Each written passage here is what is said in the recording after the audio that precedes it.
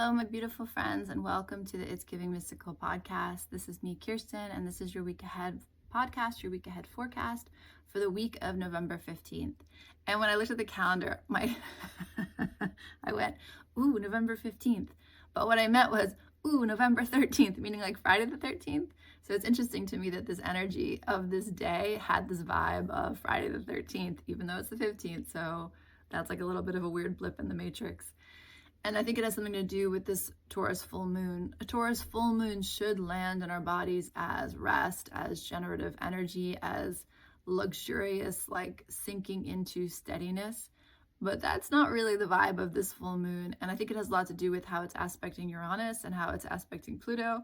But that's a question for your local astrologer. It's more the energy of the unexpected and the more the energy of like excavating Taurian energy, excavating where that lives in your body, where that lives in your world, where you've become complacent or seduced by that energy. The King of Pentacles, as it came in last week, offered us this very interesting, like dual message. The one message was, you're here. Like, no matter how good or messy or complete your material world feels right now, there's a truth to the fact that the King of Pentacles is the part of you that persists, that is at home in the world. And I say to you that as an infinite being, vibrating, incarnated into a body, that's enough. Like, because you're here, because you've chosen to come, because you've found your way through the portal or the gateway that brings you to Earth, that brings you to the human experience, that's all you need to know that you belong. And I know we could talk about that for a long time, but that's the real medicine of the King of Pentacles. The King of Pentacles is saying, like, I'm at home in the world and you are too. Like, you belong at home in the world too. And so there's an invitation there that's really beautiful. And in its most basic sense, it's this energy of come see the trees, come feel your feet on the earth, come be in your body, breathe, feed yourself good food, move your body, like recognize the truly, truly miraculous thing that you are here. And we can come at this from lots of angles, but like the biology, the like trillions of options, and it was you, the ancestral line, what people had to survive to come to a point where you could be here. We joke in my family that quote around, you know, you are your ancestors' wildest dreams come true. There's a truth to that. I imagine on some level you are succeeding and thriving and liberated in a way that your ancestors never had the chance to be. That's a beautiful thing. And the King of Pentacles is such a reminder of that. The King of Pentacles is like, this is enough. It might be messy, might be crazy, might be scary, might be frustrating, but it is also enough. And then the other message the King of Pentacles came in really clearly with was, don't get lazy. And I kind of love the word lazy. It's something I've had to work with in my own psyche a lot. I have a lot of programming around what lazy is, about whether I'm lazy. It's such a joke. I've done so much work around it. It's still a very kind of triggering word for me. And there's something about not lazy per se, but complacent or like reduced or like inert. The King of Pentacles came in like, where has the energy of your resources stolen your vitality? And what I mean by that is, we live in a capitalist culture, especially us here in America, but we could probably make that argument for the global world right now. We live in this environment where your resources are the measure in many ways of your worth. And there's something about that is its own prison, its own drug, its own like illusion. And you can think of the like classic example of this as you have an idea. Like you have an idea for art or work or something that you're excited about, some movement you're excited about, and your brain immediately kicks in and says, well, how will you make money? Well, is there enough? Or are you taking too much? Or what's that going to mean for X, Y, and Z? Like there's this kind of economic capitalist overlay that drops in to, in many ways, smother the creativity, like smother the art.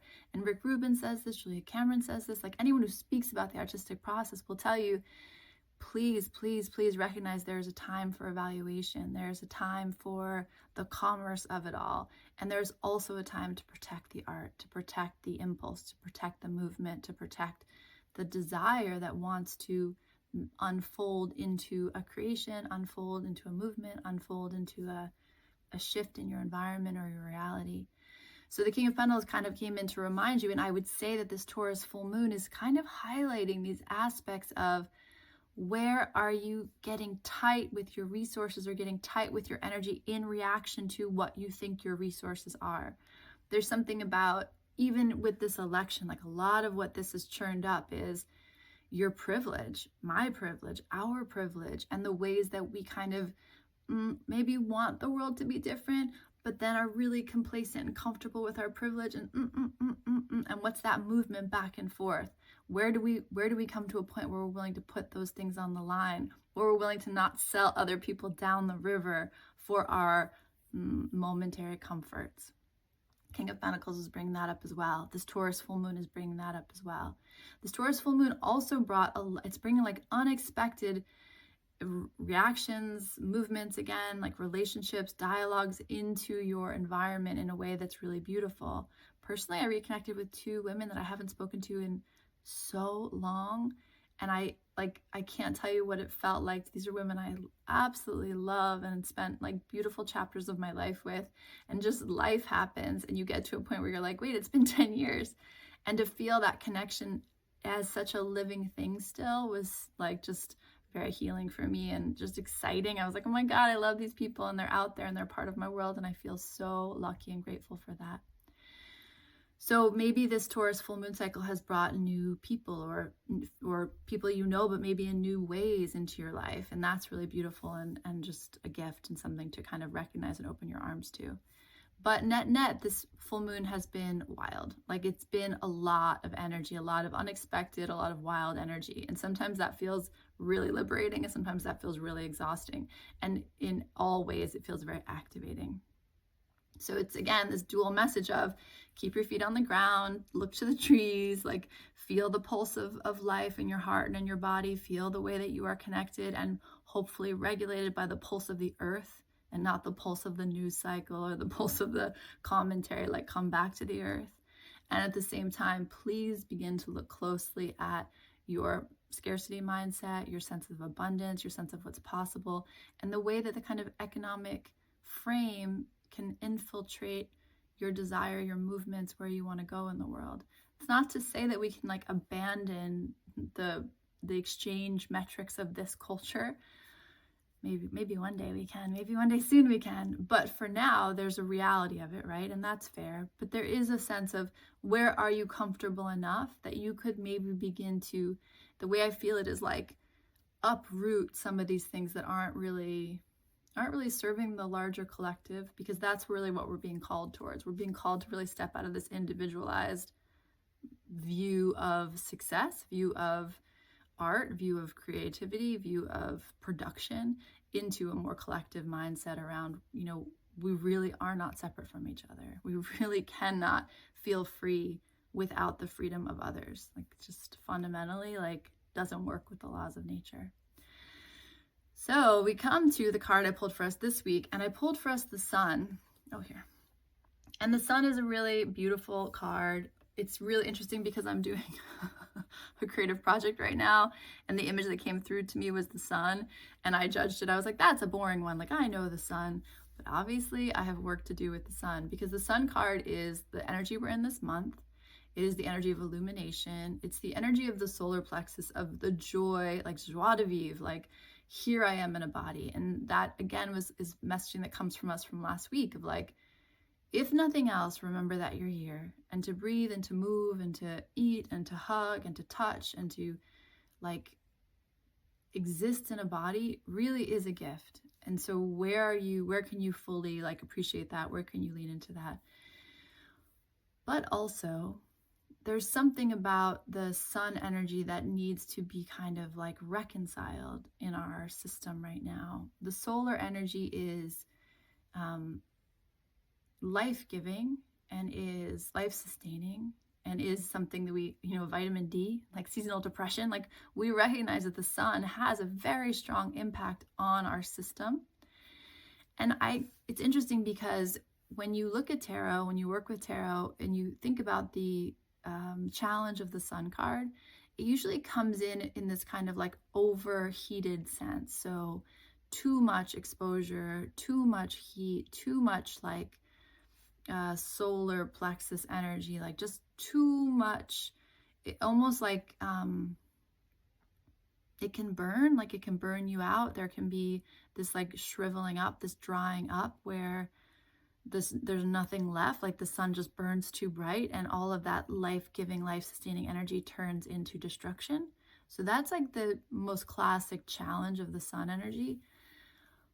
But that's not what I feel in this card today. The challenge I feel in this card today is, I just had it and I lost it, so give me 1 second.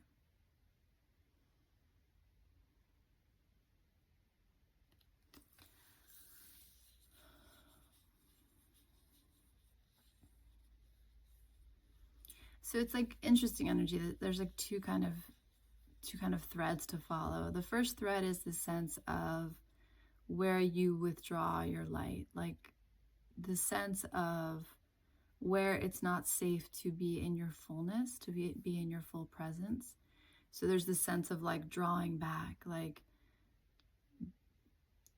I think the image that I see is kind of like a sunflower or a morning glory, how it has moments where it feels really open and safe. Even a night glory, like the way that it's wide open, and then as the day heats up, it kind of withdraws back. There's something about this self-protective energy around being observed, being seen, that feels just here. And it doesn't really feel like a positive or a negative. It feels like just a fact. There are places to regulate where you're seen. There's places to kind of fully bloom, and there's places to draw back. And I would imagine the invitation for this week is to notice where you're allowed to fully bloom and where you have the instinct to draw back, and not to judge the movement, because the movement itself feels very clean, but to be aware of what's happening around you when those movements occur. So noticing the places where you kind of can ease into that full bloom and feel the fullness of the sun and feel open and safe and free, and notice the places that you draw back, and to take stock of that this week and to allow it to become part of your framework for judging the choices you make, judging where you move into the world, how you move into the world, how you share your light, and how the places you allow yourself to absorb light. Like that feels like a pretty important thread. The other important thread feels like deceptive is there, but again, it doesn't feel particularly, it feels like a self-deception. So it's related to what I just said, and that there are places where you can shine and places where you can pull back. And there's an overlay of like, kind of like judgment or manipulation around that.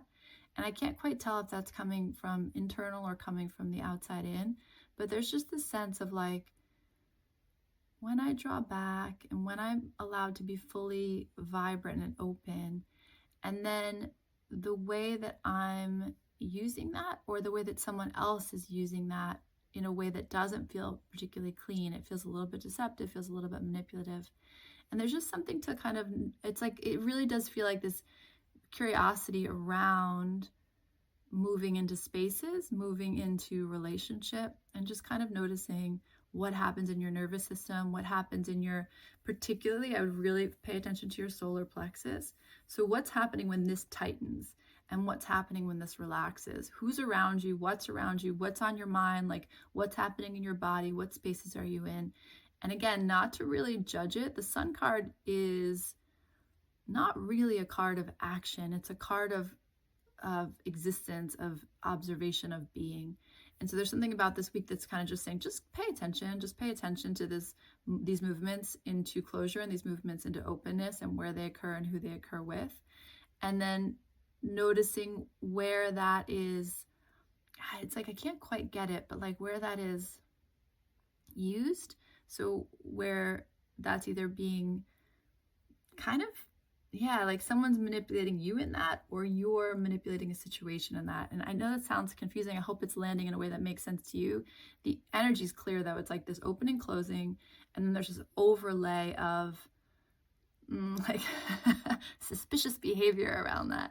And I'm not sure exactly what that's going to look like for you. But again, for this week, we can suspend action in some ways around these feelings, and just observe what's happening and know that the choices, the movements, the decisions that come from that you'll like be informing your next decisions without having to kind of force your next movements.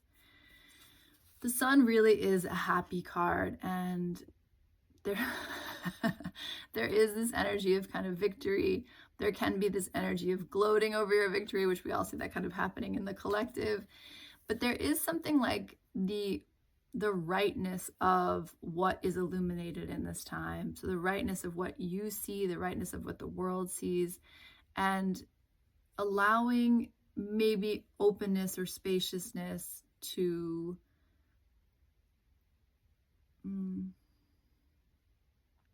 how can I say that? Like,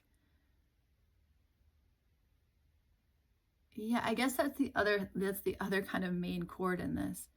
There's some way in which you are getting, and this is part of like the manipulation thing. Sorry, friends. But there's something about the way you are getting in the way of feeling good. Like you are not allowing yourself to feel good in a place that you have permission or possibility to feel good. So I guess that goes back to what I was just saying, like just observing really objectively, where are the places where you soften and open, where are the places that you close, what does that mean? And then having this overlay of, that's interesting, that's a place where some part of me softens, but then it kicks into gear that I'm not allowed to soften there. There's something like that. There's something about this energy of like what's happening naturally, and then what you are thinking or other people are thinking about what's happening, and shifting the response based on what you think it's supposed to be versus on what's actually happening. And I think you can kind of, maybe there's some way to bring that to your individual life and into the collective experience right now, where there does seem to be this like these narratives that feel in disconnect to what we're actually experiencing. And there's something about that that's being illuminated right now, which again is sun energy. I'm just noticing that there's one story being told, and I think I should react to it this way, but my body's having this reaction. And then I'm also judging it and trying to calibrate it because I think I'm supposed to be feeling one way about it. And you can just see how confusing that's going to get really quickly. And so the sun's like, let's make it simple. Let's like keep it simple this week. Let's just watch how we feel. Let's just notice when we feel good, why we're not allowed to feel good in that place. And just kind of like taking stock. The sun energy can be very overwhelming, but again, it can be really beautiful. The sun is me having a conversation with a friend I haven't talked to in a decade and just being like, I love her and she loves me, and we have that together, and no time, space, life can change that. We have both been through some hellish things in this past decade that we hadn't even like shared with each other. But one of the things I love about her is her humor, and for us to be able to share these kind of heartbreaking things with this sense of lightness and this sense of like, but you still see me, right? That's really here with the sun energy. Like, oh, it actually makes me want to cry. Like, you still see me, right? So something about this energy is like, and so again, like illumination. You're going to see something more clearly, and then your choice is going to be what to do with that. And I just offer you maybe the advice or the perspective of the sun to take your time with your response to that. And it feels really important that you have this sense of like what I said about the King of Pentacles, like you're right, like you belong here. And regardless of what noise you hear, or what you think it's supposed to be like, or how, again, how painful, how messy, how perfect, how not it's been, you have a right to be here. And the sun is really trying to shine a light on that in its most beautiful aspects. Like, I still see you. Do you still see me? Like, we're still here, human to human. So much of our world is like in this cacophony of confusion and fear and noise. And in the best way, the sun is saying, all that confusion, all that noise, all those stories, all those shoulds, all that grief, all that fear. But do you still see me? Because I still see you, right? There's something about like, can you really feel that the core of our day is made up of these micro interactions? And the more illumination and the more ease we can find in those, the more that heals the collective, like again, sending out into this pot, this mess, this beautiful mess we're making together as humans, to keep infusing it with the good things, like keep infusing it with the pure things. And that's not nothing. Like, that doesn't count for nothing. So the Sun card, funny because the Sun is such the card of clarity, and this message as it comes through my being right now is a little bit foggy, a little bit confused. And so I would just say to you, Taurus full moon, bringing to culmination whatever's been going on for you the last 6 months, maybe what's been going on for you the last 18 months, and just asking you to both appreciate the depth of beauty that it is to be incarnate in a body, and notice the places where you've become complacent or a little bit stuck, a little bit inert in the world, in your body, in the place of Taurus, which is our resources, our materiality, our money, our bodies. Like, where has that gotten a little stuck? And what do we need to do to kind of shake that up? And the beauty of Uranus is that it's like, you want to shake it up? I'll show you how to shake it up. And it doesn't require much on your part. It requires just kind of open eyes and paying attention, and sometimes saying yes when you're not really sure what's happening, but trusting your body's movement towards a place, towards a thing, towards a conversation, towards a change, a shift. And the Sun coming up on top of all of this says there's something about this week that is core to this month, because we're in this Sun month. And there's something about what is being illuminated and finding the joy, finding the light in our bodies and in the small movements we make throughout the day. And yeah, it's so interesting. I don't know exactly what it means, but that energy of like, you still see me. There's something really beautiful about that wants to get kind of washed over you in your field this week. And I hope you can feel that. You know, we're living in a time of drought here on the East Coast, and you miss the rain, like you miss the rain. And so there's just this sense with the Sun coming that like everything has its season. Nothing is complete, nothing is finished, nothing has, and nothing ever really will arrive. Like, we're just constantly recycling, constantly cycling through, constantly through movement. And the one consistent thing is my consciousness witnessing your consciousness, and our ability to sit with each other and say like, hey, you, and you're like, hey, and you're like, good to be alive with you in this moment, good to be alive with you in this breath. And sometimes that sounds like a small thing, and it can have such huge ripples out into the world. So I hope this is helpful, our little Sun card investigation. 19, we will be on the 19th. It'll be interesting to see how the 19th shows up for you. What will that be? Today's 15th. Tuesday. See how Tuesday looks for you. There's something about that 19 energy that will be with all of us. And yeah, my only recommendation to you this week is just noticing that, like, what softens you, what tightens you, and then being curious about how you might recalibrate accordingly, and kind of notice where your mind gets in the way of those natural movements. Yeah. And, you know, like, what would happen if you let a little more joy, a little more light, a little more love, a little more illumination into your space and into your conversations and into your relationships and into your sense of yourself? There's an opportunity this week to, like, be yourself a little bit more and find great joy in that. Counterintuitive to what we're living through right now. And yet,